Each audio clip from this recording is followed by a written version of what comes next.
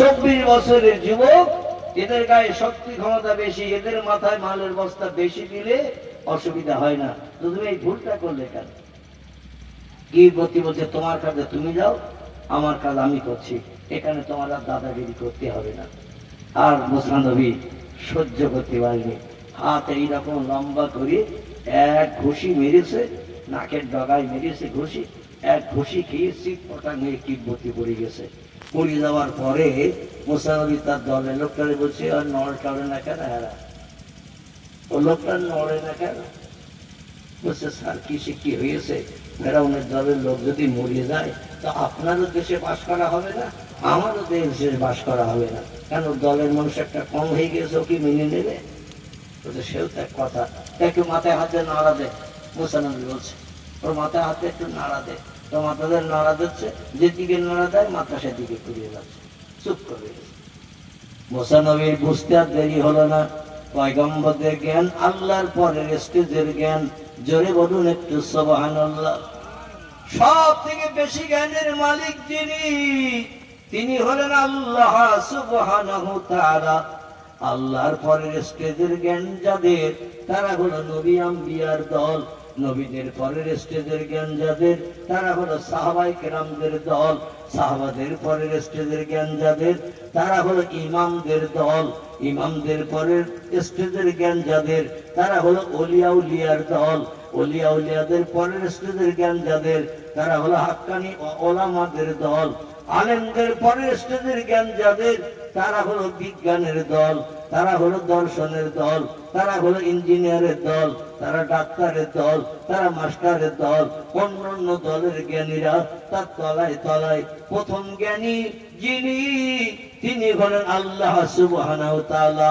আল্লাহর উপরের জ্ঞানী আর কেউ নাই। আল্লাহর পরের স্টেজের জ্ঞানী হলো নবীরা, নবীদের পরের স্টেজের জ্ঞানী হলো সাহাবায়ে কেরামেরা, সাহাবাদের পরের স্টেজের জ্ঞানী হলো ইমামের দল ইমাম, যারা 3 মতান্তরে 4 লক্ষ হাদিসের হাফেজ এবং হাদিসের জ্ঞানগুলো যাদের মেমোরিতে ভরা। এরা হলো পয়গম্বরের সাহাবীদের পরের স্টেজের জ্ঞান। তাদের পরের স্টেজের জ্ঞান হলো ওলিয়া উলিয়াদের জ্ঞান। ওলিদের পরের স্টেজের জ্ঞান হলো দিন শরিয়তের বিজ্ঞ পণ্ডিত আলেমদের জ্ঞান। আলেমদের পরের স্টেজের জ্ঞান হলো বিজ্ঞান, দর্শন, ইঞ্জিনিয়ার, ডাক্তার, মাস্টার, অন্যান্য দলেরা। সব থেকে জ্ঞানী যিনি, তিনি হলেন আল্লাহ সুবহানাহু তাআলা। তার পরের স্টেজের জ্ঞানী নবী, সেই নবী হযরতে মূসা কালিমুল্লাহ। বলছে, এই মাথা ধরে নাড়া দে। নাড়া দিয়েছে, যেদিকে নাড়া দেয় সেদিকে ঘুরে যায়। মূসা নবী বলছে, কি হলো? বলে, আপনার ঘুষিতে বোধহয় পটল তুলেছে। ওই যে ঘুষি বেড়েছে রাগের বসে, একে ঘুষিতে পটল তুলেছে, মারা গেছে। মূসা নবী কান্না শুরু করেছেন।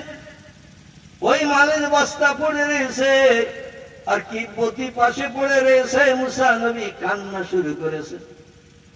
যে লোকটার মাথায় মালের বস্তা তুলে দিয়েছিল, ওই লোকটা বলে, ইয়া আইয়ুহান নবী, মা আপুকে কে আপনারে কাঁদালো? কাঁদছেন কেন বলুন?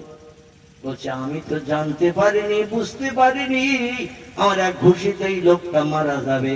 হাসরের মাঠ যেদিন হবে, কিয়ামতের মাঠ সংগঠিত হবে, আল্লাহ আমারে ডেকে যদি বলে, মূসা, একটা মানুষের বিবি বাচ্চারে বিধবা এতিম কেন ঘুষি মেরে মেরে ফেলেছিলি বল। হাসরের মাঠে আল্লাহ আমারে ডেকে যদি বলে, মূসা, একটা মানুষের মার্ডার করেছিলি কেন বল। মূসা বলছে, সেদিন ওই ভয় আমি আল্লাহর সামনে যাব না। জোরে বলুন সুবহান। আল্লাহ তো চুলচেরা বিচার করবে, আর ওই আসামি আমি হয়ে যাব, আমার ঠিকানা জাহান্নাম হবে। আল্লাহ যদি মনে করে ওই তত্ত্বটা তুলে না ধরে, তাহলে বেঁচে যেতে পারি। এই জন্য আল্লাহর সামনে দিয়ে দেখা দেব না। জোরে বলুন একটু সুবহান। সেই মূসা একদিন ডেকে বলছে, আল্লাহ, আমি জিবরিল আমিন মারফত শুনলাম, যিনি ওহী আনেন আসমান থেকে আমার কাছে, তার মুখে আমি শুনলাম আপনি নাকি ঘুমান না। মূসা নবী আল্লাহরে প্রশ্ন করছে, আল্লাহ আপনি নাকি ঘুমান না? আল্লাহ ডেকে বলে মুসা আমি ঘুমাই কি ঘুমাই না এ তত্ত্ব তুমি পেলে কোথায়? বলে আমার কাছে যিনি ওহী নিয়ে আসেন আসমান থেকে তার নাম হলো জিবরিল আমিন, তার কাছ থেকে শুনেছি আপনি নাকি ঘুমান না। আল্লাহ ডেকে বলছে মুসা জিবরিল তথ্যটা সঠিক দিয়েছে বটে, তবে তোমার কি বিশ্বাস হয় না? তোমার কি বিশ্বাস হয় না? মুসা একটু চিন্তা ভাবনা করে মাথা চুলকাচ্ছে, যদি বলি না আর আল্লাহ যদি না ঘুমায় তাহলে আমার তত্ত্বটা ঠিক হবে না। এই জন্য একটু চুলকি বলছে নাম ইয়া রব্বি আমার বিশ্বাস হয়। যদি বলুন সুবহানাল্লাহ, আমার বিশ্বাস হয়। আল্লাহ বলছেন বিশ্বাস হয় তাহলে জিজ্ঞাসা করলি কেন? এই আমি ঘুমাই কি ঘুমাই না সেটা আমার ব্যাপার, তো তুই আবার জিজ্ঞাসা করলি কেন? মুসা বলছে আমার মনের ভিতরে শুধু কুটকুট করে। কি করে? আমার মনের ভিতরে শুধু কুটকুট করে। কোন ব্যক্তি না ঘুমালেও তো পাগল হয়ে যায়, 2 দিন 5 দিন না ঘুমালে রোগগ্রস্ত হয়, পাগল হয়ে যায়, ভুল বকাবকি করে। আর আপনি জীবনে ঘুমান না তাহলে আপনি তো আগে পাগল হবে, আর পাগল হয়ে গেলে হসপিটালে যেতে হয়, ডাক্তারখানায় যেতে হয়, ওষুধপত্র ব্যবহার করতে হয়। আল্লাহ আপনি কি ওষুধ খান নাকি? কত মনের মানুষ, কত কাছের মানুষ মুসা আল্লাহ একেবারে নিজের স্বামী স্ত্রীর মতো কথা বলছে তুর পাহাড়ের মাথায়। আল্লাহ ডেকে বলছে মুসা আমি ঘুমাই না ভালো থাকি, আর এই চিন্তা করে তুমি মগজ গরম করছো। ও মুসা তোমার মগজের দুশ্চিন্তা দূর করতে চাই। মুসা বলে আল্লাহ তাহলে তো খুব ভালো হয়, আমার মগজের দুশ্চিন্তা দূর করবেন তাহলে তো খুব ভালো হয়।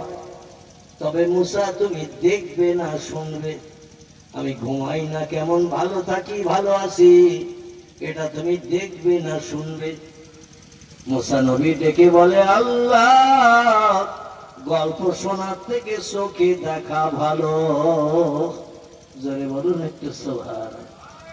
পয়গম্বররা কি ভুল বলবে? পয়গম্বররা ভুল বলবে? পয়গম্বররা ভুল বলবে না, আল্লাহর পরের স্টেজের জ্ঞানী পয়গম্বররা। পয়গম্বর বলছে আল্লাহ গল্প শোনার থেকে চোখে দেখা ভালো। চোখে দেখলে যতটা আনন্দ পাওয়া যায় গল্প শুনে ততটা আনন্দ পাওয়া যায় না। আল্লাহ বললেন ইযহাবিল বাইত, তাহলে তুমি তোমার বাড়ি যাও, এই তুর পাহাড় থেকে তোমার বাড়ি যাও। মুসা নবী বললেন গেলাম, তারপরে কি?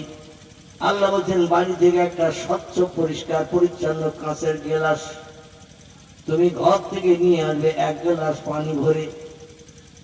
মুসা নবী বলছেন কোথায় যাবো? বলে জাবাল, তোমার বাড়ির সামনে অদূরে যে পাহাড়টা আছে ওই পাহাড়ের কিনারায় কাঁচের গ্লাসে পানি ভরে তুমি নিয়ে আসবে। আমি আল্লাহ ঘুমাই না ভালো থাকি, তোমার বাস্তব দেখিয়ে দেওয়ার সুবিধা হবে। জোরে বলুন সুবহানাল্লাহ। মুসা নবী বাড়ি গেলেন, বাড়ি দিয়ে বলি ইয়া জাওজাতি, এ প্রাণের বিবি শোয়েব নবীর কন্যা, আমার মুহাব্বতের স্ত্রী সফুরা। কি নাম? সফুরা, শোয়েব নবীর বড় মেয়ে, মুসা নবীর বউ, মুসা নবীর স্ত্রী। ডেকে বলছেন ইয়া জাওজাতি, এ প্রাণের বিবি শোয়েব নবীর কন্যা সফুরা, তাড়াতাড়ি করে একটা গ্লাস ভালো করে মেজে ঘষে ধুয়ে 1 গ্লাস পানি দাও। সফুরা মেজে ঘষে পরিষ্কার করে কাঁচের গ্লাস মাজা ঘষা করলে আরো স্বচ্ছ দেখায় কিনা, আরো ভালো দেখায়। 1 গ্লাস ঝরনার পানি ভরে দিয়ে দিলেন, দিয়ে বলছেন আইনা তাযহাবিয়া জাওজি, এই পানির গ্লাস নিয়ে আপনি যাবেন কোথায়?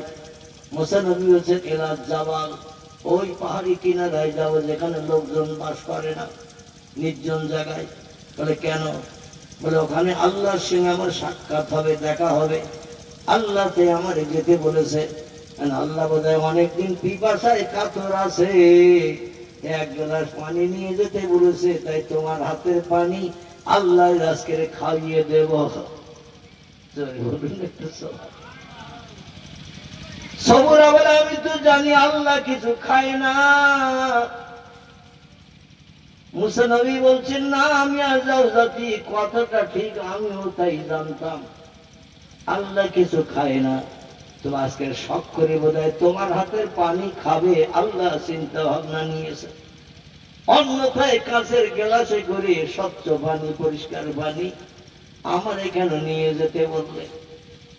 স্ত্রী বলছেন যে ঘটনা ঘটে আমি তো যেয়ে দেখতে পারবো না, আপনি ঘটনা যেটা ঘটবে আমাকে বাড়ি এসে সব তথ্য দেবেন। মুসা নবী বললেন নাম, ঠিক আছে হবে। কাছের গ্লাসে করে পানি ভরে নিয়ে হাতে করে নিয়ে ওই পাহাড়ি কিনারায় চলে গেছেন, নির্জন এলাকা, ঘর বাড়ি কিছুই নাই। আর দেখে বলি ইয়া রব্বি, আল্লাহ আমাকে তো তুমি পানি এক গ্লাস নিয়ে এই পাহাড়ি কিনারে আসতে বলেছ, তুমি ঘুমাও না, ভালো থাকো, আমার বাস্তবে দেখাবে, দেখে কলিজা ভরে বাড়ি যাবো। আল্লাহ কই তুমি কোথায়, আমার কি আরো সামনে যেতে হবে না এখানে দাঁড়ালেই হবে? আল্লাহ আসমানে ইলহাম পাঠিয়ে দিলেন, ইয়া মুসা ইবনে ইমরান, ইমরানের বেটা মুসা, কুম কুম ইয়া মুসা, আর বেশি দূরে গিয়ে আসতে হবে না, ওইখানে দাঁড়ালেই কাজ মিটে যাবে। একটু জোরে বলতে পারবেন না? মুসা নবী বলছে আল্লাহ যদি বলতেন আরো 3 কিলোমিটার এসো, তাহলে এই দুপুর বেলা সূর্যের রৌদ্রে পাহাড়ের পাথরের গরম, আরো 3 কিলোমিটার যেতে গেলে আমার তো হাই ফাই করতে হতো, হাসপাস হয়ে যেত, আমিও কাতর হয়ে যেতাম, আপনার পানি হয়তো আমিও খেয়ে ফেলতাম, এখানে দাঁড়ালেই হবে। আল্লাহ হচ্ছে নাম ইয়া মুসা। মুসা নবী দেখে যেখানে আল্লাহ দাঁড়াতে বলেছেন পাহাড়ের উপর থেকে একটা পাথর ধসে নেমে এসে ওইখানে পথের উপরে পড়ে রয়েছে। পাহাড়ের কিনারা দিয়ে রাস্তা, ওই রাস্তার উপরে উপর থেকে একটা পাথর নেমে এসে রাস্তার উপরে লম্বা হয়ে পড়ে রয়েছে। মুসা নবী বলছেন এই পাথরের উপরেই আল্লাহ তো দাঁড়াতে বললেন, বললেন না যে সামনে গিয়ে এসো বা পিছনে যাও, এইখানে আমারে দাঁড়াতে বলেছেন তো দাঁড়াই। কাছের গ্লাসে করে পানি হাতে করে নিয়ে চুপ করে দাঁড়িয়ে আছেন।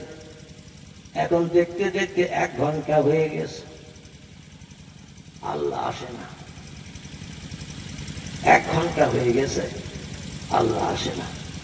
মুসা বলছে আল্লাহ তো আজকের আসমান থেকে আসছে পৃথিবীতে, এই মিশরের পাহাড়ি এলাকায় আসতে দিয়ে অনেক সৃষ্টি জীব জন্তু এটা ওটা আল্লাহর বোধহয় রাস্তায় ধরতেছে।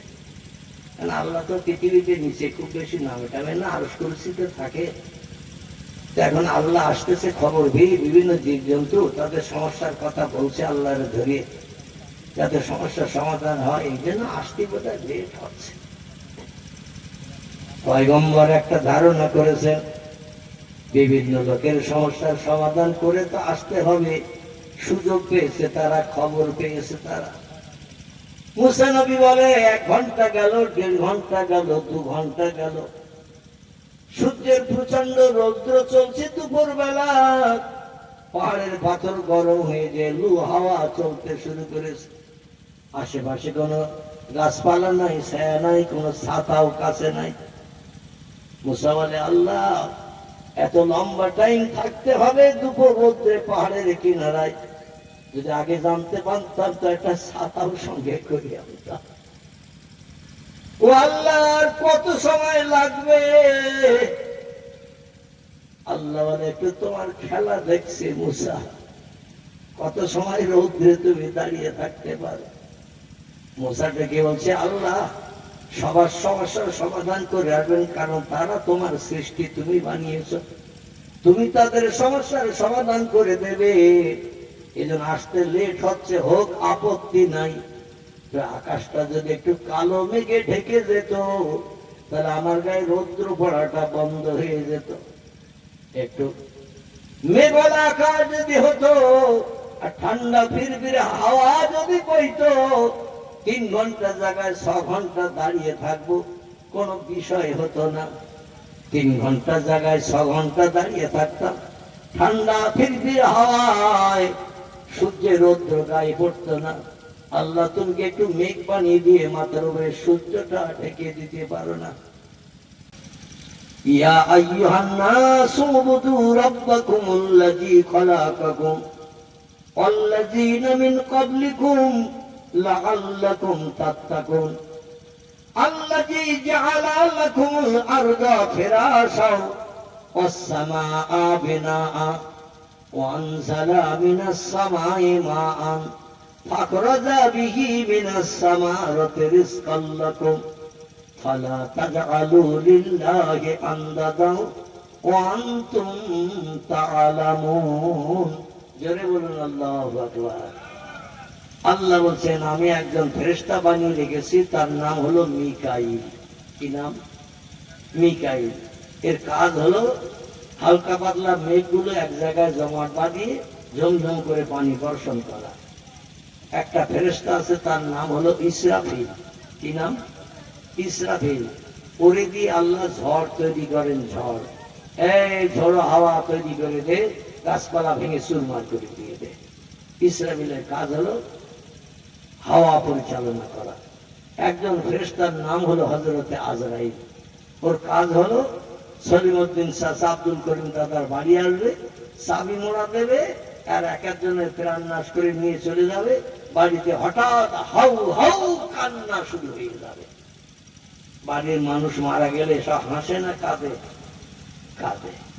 আজরাইলের কাজ হলো শুধু কান্না চালু করা। আর একজন ফেরেশতা আছে, নাম তার জিবরাইল। জিবরাইলের কাজ হলো পয়গম্বরদের কাছে আল্লাহর তরফ থেকে নতুন নতুন খবরগুলো পৌঁছে দেওয়া। জোরে বলুন একটু সুবহানাল্লাহ। আল্লাহ বলেন মিকাইল আমার পয়গম্বর আমার হুকুম তামিল করার জন্য পাহাড়ের কিনারায় পাথরের উপরে দাঁড়িয়ে। পাহাড় থেকে একটা পাথর সরে এসে রাস্তার উপরে পড়ে আসে। সেই পাথরের উপরে আমি আল্লাহ দাঁড়াতে বলেছি, তাই দাঁড়িয়ে আছে। সূর্যের রৌদ্র সহ্য করতে পারছে না, গা ঘেমে একেবারে গোসল করার মতো হয়ে গেছে। এখন আমার যাওয়ার কথা, এই অপেক্ষায় মুসা পানির গ্লাস নিয়ে দাঁড়িয়ে আছে। পানির গ্লাস চাইবো আর দেবে। রে মিকাইল, যেতে লেট হচ্ছে বলে মুসা একটু আপত্তি দর্শাচ্ছে। এই জন্য তুমি একটু আকাশে মেঘ এক জায়গায় জমা করো, আর মুসার মাথায় যাতে ছায়া পড়ে, সূর্যকে সেই জায়গায় ঢেকে ধরো। মেঘ দিয়ে সূর্য ঢেকে দাও, মুসার গায়ে যেন রৌদ্র না পড়ে। মুসার যেন দাঁড়িয়ে থাকতে এক আধ ঘন্টা আরো সুবিধা হয়। ওয়ামালাইকাতুন গিলাজুন শিদাদুন লা ইয়াসুনাল্লাহা মা আমারাহুম ওয়া ইয়াফআলুনা মা ইউমারুন। জোরে বলুন একটু আল্লাহু আকবার। আল্লাহ কোরআন পাকে তত্ত্বকট করে জানাচ্ছেন, আমি ফেরেশতা বানিয়েছি দুটি ধাঁচে। কটি? ফেরেশতা বানিয়েছি দুটি ধাঁচে। একদল ফেরেশতা বানিয়েছি নরম করিয়ে, আর একদল ফেরেশতা বানিয়েছি কড়া গরম করে। জোরে বলুন সুবহানাল্লাহ। গরম ফেরেশতা যারা, ওরা কোনোদিন নরম ভাব দেখাবে না। আর নরম ফেরেশতা যারা, ওরা কোনোদিন গরম ভাব দেখাবে না। জোরে বলুন সুবহানাল্লাহ। কেমন? ও তত্ত্ব আজকে আর দেব না, দিতে গেলে আমার আসল কথা ছেড়ে যাবে। অন্যদিন আল্লাহ সুযোগ দিলে ফেরেশতা গরম একদল, নরম একদল একটু নক করে দেবেন, সেদিন মগজ সাফ হবে কোরআনের মাধ্যম দিয়ে ইনশাআল্লাহ। জোরে বলুন সুবহানাল্লাহ। আল্লাহ বলছেন ওয়ায়াফআলুনা মা ইউমারুন, আমি ফেরেশতাদের যখন যেটা বলি, লাভ হলো কি লস হলো সেটাও তারা দেখে না, আমার হুকুমটা সঙ্গে সঙ্গে পালন করে। আমি যখন যেটা বলি ফেরেশতারা সঙ্গে সঙ্গে সেটা করে। সেটা করলে তাদের লাভ হবে কি লস হবে ওটা তাদের দেখারও কোনো প্রয়োজন করে না। মিকাইলকে বললাম মেঘ জমা, সূর্য আড়াল কর, সঙ্গে সঙ্গে সূর্য আড়াল করে দিল মেঘ জমিয়ে। আল্লাহ বলছেন এবার একটু পানি বর্ষণ কর। ওয়ায়ানজিলুল মাতারা মিনাস সামাই মাআন জোরে বলুন একটু সুবহানাল্লাহ। আল্লাহ বলছেন ওই মেঘ যে জমিয়েছিস, সূর্য আড়াল করেছিস, ওই মেঘের থেকে একটু পানি বর্ষণ কর। দেখবেন দূরে পানি হচ্ছে ঝুমঝুম করে। হাওয়া যখন চলে, দূরে পানির একটা হাওয়ার ঠান্ডা আবহাওয়ার হাওয়া গায়ে লাগে না লাগে না? দূরের দিকে পানি হলে হাওয়া যখন ওই ঠান্ডা পানির হাওয়া আসে, দেখবেন গায়ে একটু শীত শীত মতো লাগে না? পানি হচ্ছে। এখন এই ঠান্ডা হাওয়া পানি হয়েছে, একটু দূরে ঠান্ডা হাওয়া মুসা নবীর দেহের উপর দিয়ে বয়ে যায়। মুসা বলে, আগে যদি বলতাম তাহলে এত কষ্ট আমার সূর্যের রোদ্রে পেতে হতো না। আল্লাহর আসতে যত লেট হয় হোক আপত্তি থাকতো না। পরবর্তীতে বলেছি বলি আল্লাহ আমাকে খুশি করেছেন, আকাশে মেঘ জমিয়ে সূর্য আড়াল করেছেন, আবার একটু ছিটছিড়ে পানি দিয়েছেন, ঠান্ডা হাওয়া আমার দেহটা আরাম দিয়ে দিয়েছে। আল্লাহ বলছেন, মুসা এবার কেমন হলো? মুসা বলছে, আল্লাহ খুব সুন্দর হয়েছে। আল্লাহ বলেন, অপেক্ষা কর, আমি খুব তাড়াতাড়ি এসে যাব। মুসা নবী পানির গেলায় ধরে ঠান্ডা হাওয়া খাচ্ছে। যখন দেখবেন ঝড় হয়, পানি হয়, নদীর কিনারায় শীত তাপ শুরু হয়ে যায়, তাই না? শীত লাগে ঝোড়ো হাওয়ায়। মুসা নবী ঠান্ডা হাওয়া গায়ের উপর দিয়ে যখন বয়ে যাচ্ছে, পানি আওলা হাওয়া, আস্তে আস্তে মুসা নবীর ঘুম লেগে গেছে। কি হয়েছে? গরমের পরে ঠান্ডা, পয়গম্বরের ঘুম লেগে গেছে। আর মানুষের যখন ঘুম লেগে যায়, হাতে কি আছে ও আর মনে থাকে? কথা বলে, হাতে কি আছে মনে থাকে না। যে একটু ঘুম ধরো ভাব লেগে গেছে, ক্লান্ত দেহ, ঠান্ডা হাওয়ায় ঘুম লেগে গেছে।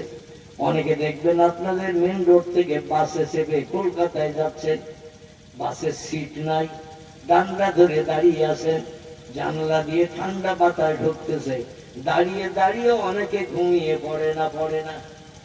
সিটে বসে আছে, বাস চলছে দ্রুত বেগে, জানলা দিয়ে হাওয়া ঢুকছে, দুইজন তিনজন পাশাপাশি বসা, একজন ঘুমিয়ে কখন আরেকজনের ঘাড়ে ক্রুম করে পড়েছে। এরা ঘটে না। ঘুমিয়ে পড়লেই দাহির জ্ঞান শূন্য হয়ে যায়। মুসা নবীর এমন তন্দ্রায় ঘুম লেগেছে, হাতের গেলা শট করে সরিয়ে দাঁড়িয়ে আছে কোথায়? পাথরের উপরে। পাথরের উপরে দাঁড়িয়ে আছে। আচ্ছা, হাতের থেকে গেলাস পড়িয়ে যদি পাথরে পড়ে কিচ্ছু হবে না, হ্যাঁ? ও তো ধুলাই পড়েনি, ও তো কাদায় পড়েনি, ও পড়েছে শক্ত পাথরের উপরে। পাথরের যা কাজ, সেই কাজ করে দিল। পানি ভর্তি কাছের গেলাস হাতের থেকে সরে যখন পাথরের উপরে পড়লো, একটু খড়াক করে শব্দ হলো, মানে কাঁচের জিনিস ভাঙা একটা শব্দ হয় না? বাড়ির মেঝের উপরে পড়বে কাঁচের জিনিস, দেখবেন কাঁচের জগ, কাঁচের গেলাস পড়লে ভেঙে গেলে একটা শব্দ হয় না? শব্দ হয়। ওই শব্দ যেই হয়ে গেছে, মুসা নবীর তন্দ্রা মাথায় উঠে গেছে, ঘুম ভেঙে গেছে। বলে কিসের একটা শব্দ হলো? পায়ের দিকে তাকিয়ে দেখে গেলাসও শেষ, পানিও শেষ। গেলাস যখন ভেঙে চুরমার হয়ে গেছে, পানি আর থাকবে? পানিও সব বেরিয়ে চতুর্দিকে গড়িয়ে গেছে। মুসা নবীর ঘুম মাথায় উঠে গেছে। বলে, আল্লাহ, এ কি সর্বনাশ করে ফেললাম। আপনার শখের পানি কোন নবীর কাছে কোনদিন চাননি, আর আমাকে ভালোবেসে এক গ্লাস পানি আনতে বলেছেন। আমার স্ত্রীকে দিয়ে পানির গ্লাস মেজে ঘষে পরিষ্কার করে নিয়ে, স্বচ্ছ ঝর্ণার পানি ভরে নিয়ে, এত সময় এই পথের উপরে দাঁড়িয়ে আছি পানির গ্লাস ধরে, কখন আসবেন ঠান্ডা স্বচ্ছ পানি আপনার হাতে তুলে দেব। জীবন হয়তো একবার হলো আমার হাতের পানি আপনি খাবেন, পিপাসা নিবৃত্তি করবেন, তৃষ্ণা দূর করবেন। কিন্তু কি সর্বনাশ হয়ে গেল আল্লাহ। আমার একটু ঘুম ঢুলু ভাব লেগেছে, হাতের গেলাস সরে গেছে, আর যা হওয়ার তাই হয়ে গেছে। পাথরে পড়িয়ে গেলাসও শেষ, পানিও শেষ। আল্লাহ একটু দেরি করে এসো, আমি বাড়ির থেকে আবার 1 গ্লাস পানি আনি, একটু দেরি করে এসো। আগে চিন্তা ভাবনা ছিল আল্লাহ তাড়াতাড়ি এসো, আর এখন বলছে আল্লাহ একটু দেরি করে আসো, কারণ সেই দূরে তোমার বাড়ি, আবার বাড়ি যাবো হেঁটে, আবার হেঁটে পানি নিয়ে আসবো, একটু দেরি করে এসো। আল্লাহ দেখে বলে মুসা লা তাযহাব ইলাল বাইত, ও মুসা পানি আনতে আর বাড়ি যেতে হবে না। মুসা বলে আল্লাহ আপনার শখের পানি এনেছিলাম, আসতে লেট হওয়ার কারণে আপনার হাতে তুলে দিতে পারলাম না, মনের দুঃখ মনে রয়ে যাবে, এজন্য একটু সময় দিন, আমার বাড়ি থেকে বিবির হাত বরাবর আবার একটা কাঁচের গ্লাস ধুয়ে মেজে পরিষ্কার করে পানি নিয়ে আপনার হাতে তুলে দেব, একটু দেরি করে আসেন। আল্লাহ বলে মুসা তুই যেটা দেখতে এসেছিলি সেটা তোরে দেখিয়ে দিলাম, আর বেকার এই পথ পাড়ি দিয়ে বাড়ি যেতে হবে না, বাড়ি যেয়ে আবার পানি আনতে হবে না এই পাহাড়ি এলাকায়। তুই যেটা দেখতে চেয়েছিলি সেটা তো দেখিয়ে দিলাম, এতে তুই খুশি সন্তুষ্ট হয়ে যা। চিল্লাই বলুন একটু সুবহানাল্লাহ, নারায়ে তাকবীর। মুসা বলে আল্লাহ এ কি রকম হলো, আমি দেখতে চেয়েছিলাম তুমি ঘুমাও না, আবার না ঘুমিয়ে তুমি ভালো থাকো, ওষুধপত্র লাগে না, তুমি দেখা দেবে তোমার চেহারা দেখে অনুভব করবো যে তুমি না ঘুমিয়েও ভালো আছো, আর কাঁচের গেলার ঘুম লেগেছে আর হাতের থেকে শরীরে পড়ি ভেঙে গেছে, যাই যাকে তো তুমি আসলে কই, তুমি না ঘুমিয়ে ভালো থাকো সেটা দেখালে কই, আর আমারে বলছো বাড়ি যাও, যেটা দেখানো দেখিয়ে দিছি। একরকম কাণ্ড ঘটলো আর একরকম বলে দিচ্ছেন, এ কি রকম হইলো? ও পাগল মেনে নেবে, কিন্তু আমি পয়গম্বর তো মেনে নেব না। আমার মগজে তো আপনি জ্ঞান দিয়েছেন আসমানি কিতাব দিয়ে, জোরে বলুন সুবহানাল্লাহ। তৌরাত কিতাব দিয়েছেন আপনি আমাকে, সে কিতাবের জ্ঞানে আমি অভ্যস্ত, আমি তো যে কোনো কথাই বোঝার বান্দা নই।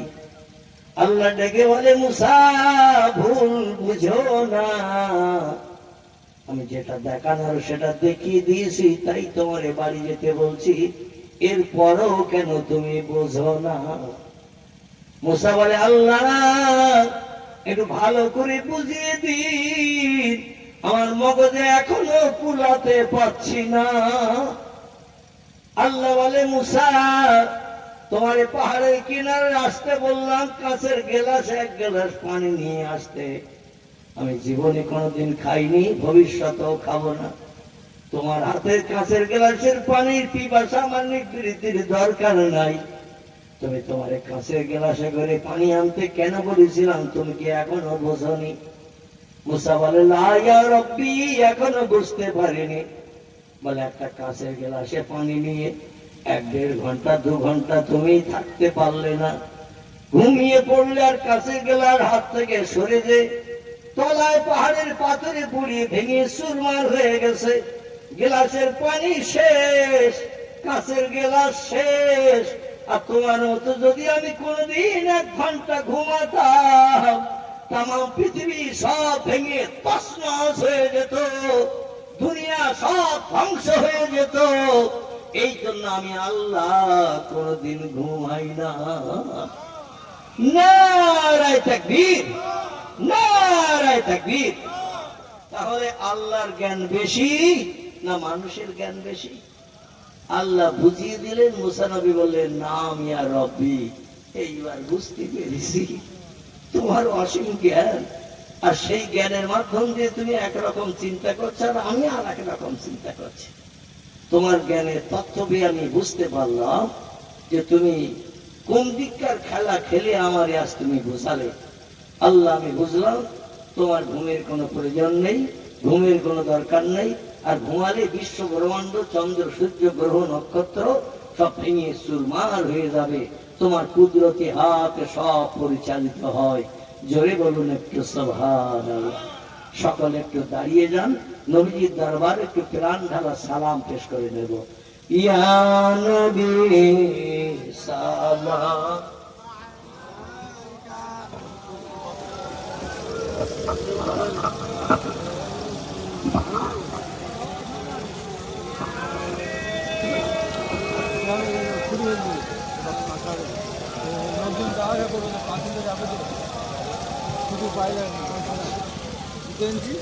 নবীজির আব্বা আব্দুল্লাহ, রাসূলুল্লাহর আম্মা আমিনা, হাবিবের দুদমা হালিমা, দয়ার নবীর রওজা মদিনা। ইয়া নবী